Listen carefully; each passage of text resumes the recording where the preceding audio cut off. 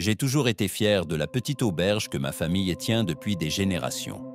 Chaque chambre a son histoire, ses souvenirs. Mais il y en a une, la numéro 7, qui a toujours été différente. Les clients qui y séjournent sont souvent discrets, presque secrets.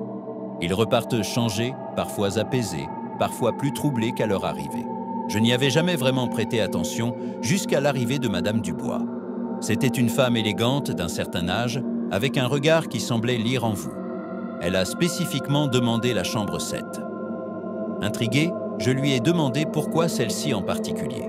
Elle a souri énigmatiquement et m'a répondu d'une voix douce « Oh ma chère, ce n'est pas nous qui choisissons la chambre, c'est elle qui choisit ses hôtes. » J'ai ri pensant à une plaisanterie, mais son expression était sérieuse. Elle a continué, baissant la voix comme pour me confier un secret d'État. Cette chambre, elle a une âme, elle sait. Elle n'accueille que ceux qui portent un lourd secret, quelque chose qu'ils n'ont jamais avoué à personne. Un frisson m'a parcouru l'échine. Je pensais à tous ces clients silencieux, ces regards fuyants. Est-ce que c'était ça?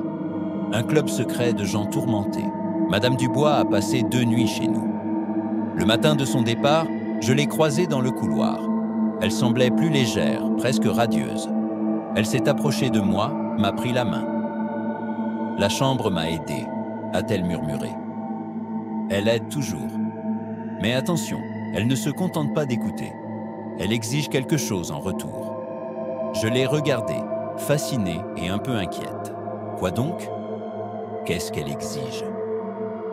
Son sourire s'est effacé. Un voile d'ombre a passé sur son visage. Elle a resserré sa prise sur ma main, son regard fixé sur la porte de la chambre 7. Elle exige la vérité, toute la vérité. Et si vous essayez de lui mentir, si vous cachez ne serait-ce qu'une parcelle de votre secret, elle s'est arrêtée net. Son visage s'est figé, ses yeux se sont écarquillés comme si elle venait de voir un fantôme derrière moi. Elle a lâché ma main brusquement, a ouvert la bouche pour finir sa phrase, mais aucun son n'en est sorti. Puis, aussi vite qu'elle était apparue, elle a tourné les talons et a descendu les escaliers en courant, laissant ses bagages derrière elle. Je ne l'ai jamais revue. Et depuis ce jour, je n'arrive plus à regarder la porte de la chambre 7 de la même manière. Qu'est-ce qu'elle ne m'a pas dit?